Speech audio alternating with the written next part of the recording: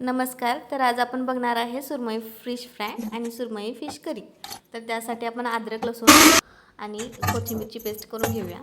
मासे स्वच्छ धुवून घेऊया आणि त्याला एका बाउलमध्ये किंवा पातेल्यामध्ये काढून घेऊया. मी अशा प्रकारे याच्यामध्ये काढलेलं आहे. मला काय याचं नाव माहिती नाही आहे.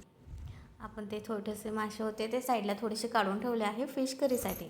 त्यामध्ये आपण हे सगळे मसाले टाकणार आहोत. त्यामध्ये कोल्हापुरी मिरची, लसूणची चटणी आहे ती, त्यानंतर त्यामध्ये लाल मिरची टाकणार आहे, बेडगीची मिरची, त्याच्याने कलर खूप छान येतो, त्यामुळे मी ते टाकलेली आहे. आणि तुम्हाला नको असेल तर तुम्ही ते नका टाकू. त्यामध्ये थोडंसं मीठ टाकूया. चवीनुसार तुम्ही मीठ टाकून घ्या. त्यामध्ये अशा प्रकारे मी सगळं मीठ टाकून घेतलं आहे. त्यामध्ये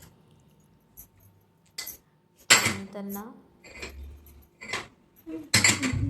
त्यामध्ये आपण टाकूया लिंबू. लिंबाने माशाला चव खूप छान येते, त्यामुळे टाकून घेऊया. त्यामध्ये मी मगाशी वाटण केलं होतं तेही आपण त्यामध्ये टाकून घेऊया. हे कोथिंबीर, अद्रक आणि लसूण याचं वाटण आहे, ते पण तुम्ही त्यामध्ये टाकून घ्या. प्रकारे मी सगळं त्यामध्ये वाटण टाकलेलं आहे आणि त्याला मस्त आपण हाताने असं मिक्स करून घेऊया. हातानेच मिक्स केलेलं बरं, सगळे माशांना छान लागतं. त्यामध्ये मी हळद टाकायची विसरले होते, त्यामुळे मी ती वरतून टाकलेली आहे हळद. तुम्ही मिक्स करतानाच टाकून घ्या. आणि त्यामध्ये मी मासे आणतानाच मार्केटमधून हा मसाला आणलेला, फिश फ्रायसाठी मसाला आणला आहे. याने मासे खूप छान कडक होतात, क्रिस्पी लागतात. त्यामुळे नंतरही सगळं वाटण वगैरे टाकल्यानंतरही हा माशाचा मसाला टाकायचा, नाहीतर याला पहिलं सगळं चिटकून बसतो. सगळं मिक्स झाल्यानंतर वरतून टाकायचं आणि त्यालाही परत आपण असे हाताने मस्तपैकी लावून घेऊया. हे थोडंसं जास्त टाकलं तरी चालेल, याच्याने मासे खूप क्रिस्पी आणि छान लागतात.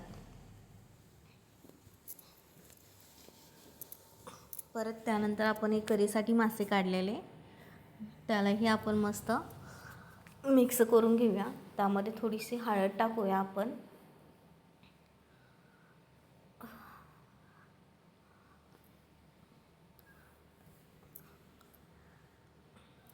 अशा प्रकारे मी हळदी टाकून घेतलेली आहे. त्यामध्ये आपण लसूणची चटणी, जी की कोल्हापूरची फेमस चटणी आहे, ती टाकूया. तुम्हाला हवी तशी तुम्ही चटणी टाकून घ्या. त्यानंतर थोडीशी लाल बेडगीची मिरची, बोलले मगाशीच, याच्याने कलर खूप छान येतो. आणि आपल्याला चवीनुसार मीठ टाकून घ्यायचं आहे त्यामध्ये, आणि त्याला परत असे आपण हाताने tap tap tap tap tap mix करून घेऊया.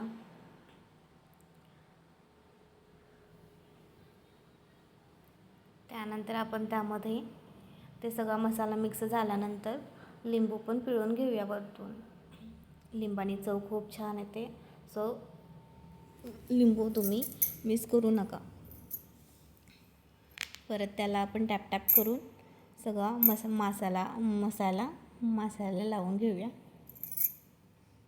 माझ्या बोलण्यावरती कोणीही जाऊ नका, माझा फर्स्ट व्हिडिओ आहे हा. अशा प्रकारे आपण माशाला मिक्स करून एक 15 मिनिट झाकून ठेवूया. त्यानंतर आपण करीसाठी वाटण करून घेऊया. त्यामध्ये अद्रक लसूणची पेस्ट टाकली आहे आणि मी खोबरं पण टाकलं आहे त्यामध्ये, त्यामुळे तरी खूप छान येते. खोबरंही तुम्ही टाकून घ्या त्यामध्ये. आता आपण करीला घेऊया. कढीसाठी मी पातेलं ठेवलं आहे आणि तेलावरती कोणीही जाऊ नका प्लीज. ते बिर्याणीसाठी मी कांदा तळलेला होता, तेच तेल यामध्ये मिक्स केलेलं आहे. त्यानंतर आपण ते वाटण केलेलं ते टाकून घेऊया यामध्ये.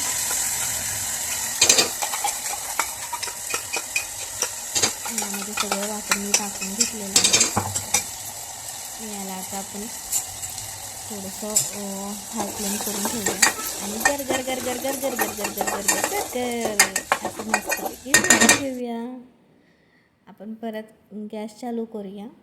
आपलं तिकडं करी तयार होते, तोपर्यंत आपला इकडे फिश फ्रायला तवा तापतो. इकडे आपण फिश करीचं ते वाटण टाकलेलं ते खाली चिटकू नये म्हणून सतत थोडंसं 2-2 मिनटाला हलवून घेऊया. मस्त त्याला तेल येईपर्यंत आपण त्याला हलवून घेऊया. हलवून घेतल्यानंतर त्यामध्ये आपण लाल चटणी टाकूया, जे की मी सांगितलेली लसूणची चटणी होती ते टाकून घेऊया. त्यानंतर त्यामध्ये आपण मीठ टाकणार आहे, बेडगी मिरची टाकणार आहे थोडीशी, कलर खूप छान येतो. ते पण आपण असं गर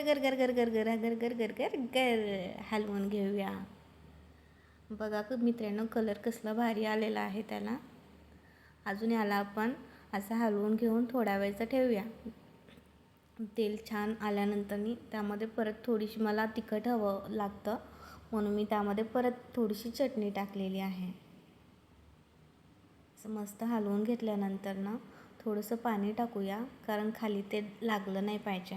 मी मिक्सरच्या भांड्यातूनच टाकले, ते कशाला वेस्ट करायचं. ते पण त्यामध्ये थोडंसं त्या मिक्सरच्या भांड्याला हलवून तेच पाणी त्यामध्ये टाकून घ्यायचं. त्यानंतर पाणी टाकून घेऊया. त्यामध्ये मी थंडच पाणी टाकते, शक्यतो गरम करायची कोण झंझट करायची बाबा. तर आपण बारक्या गॅसवरती त्याला ठेवूया, उकळी येजेपर्यंत. आपण इकडे फिश फ्रायला घेऊया. तर मी मगाशी झाकून ठेवलेलं ते काढलं.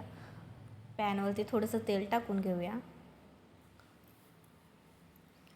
पॅन मस्त गरम होतो आहे आणि इकडे पण उकळी यायला मी छोट्या गॅस करून ठेवलेला आहे फिश करी. हे बघा मासे. आता या माशांना आपण रव्यामध्ये रवा घेऊया, थोडासा बारका रवाच घ्यायचा, शक्यतो छान क्रिस्पी होतो. आणि मगाशी मी टाकलेला फिश फ्रायचा मसाला, तो तुम्हाला बोललेले त्याच्यानेच क्रिस्पी होतो. त्यालाही लावायचा आणि रव्यामध्येही मिक्स करायचा. त्यामध्ये आपण थोडंसं लाल मिरची पावडर टाकूया, कलरसाठी मी टाकली आहे, तुम्हाला नको असेल तर टाकू नका. आता बघा करीला मस्त उकळी आलेली आहे. त्यामध्ये मी सगळे मासे जे मिक्स करून ठेवले होते ते सोडून दिल्यात. आणि आता आपण इकडे फ्रायला घेतलेलं आहे. यामध्ये असं डीप करायचं आणि मस्तपैकी तेलामध्ये सोडून द्यायचं. हे बघा कसे दिसतात मासे. सोडून दिल्यानंतर असं सगळे मासे मी डीप करून रव्यामध्ये आणि त्या रव्याच्या म्हणजे मसाला आहे त्यामध्ये डीप करून मी असं सोडलेलं आहे. त्यानंतर वरतून थोडंसं तेल टाकूया, कारण खाली ते चिटकलं नाही पाहिजे. मासे आहेत बाबा म्हणून. आणि करीचं काय, एक उकळी आली की मासे सोडायचे आणि दुसऱ्या उकळीला बंद करून असं झाकून द्यायचं मस्तपैकी. आता बघा मासे, कसला कलर आला आहे. जसा कलर आला आहे ना, खायला पण खूप टेस्टी लागत होते शपथ. बघा हे असे प्रकारे मी मासे केलेले आहेत. तुम्हाला दिसतच असेल ते वरून की किती क्रिस्पी झाले आहेत ते.